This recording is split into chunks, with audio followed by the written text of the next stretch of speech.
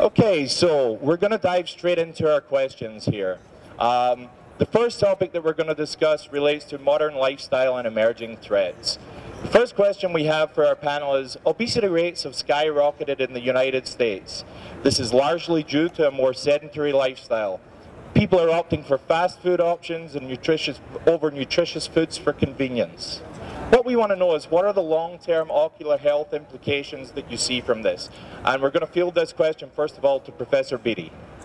There is absolutely no doubt that obesity is a risk factor for age-related macular degeneration.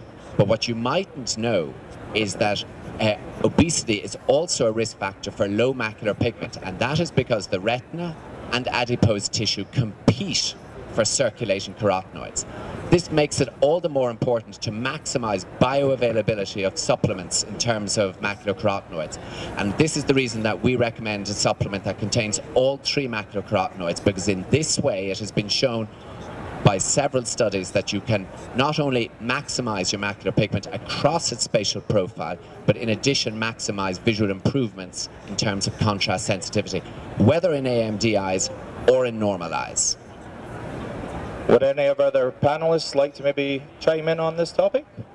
Anybody, anything else to add? Yeah, I think, so first of all, those are great insights. And in addition to that, it seems, is that okay?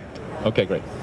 It seems pretty obvious that it's going to be exactly the types of patients that are going to develop a high level of adipose tissue that are, literally overnourished yet malnourished.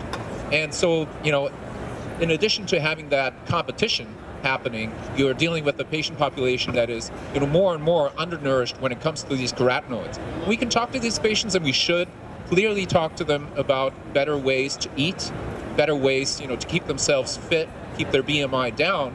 And if that doesn't work, we should make it as simple as possible with supplementation that hopefully is no more than once a day to try to maximize the carotenoid intake that is required, and that's just been so eloquently described. Well, the basic factor, especially for macular degeneration, is something called oxidation.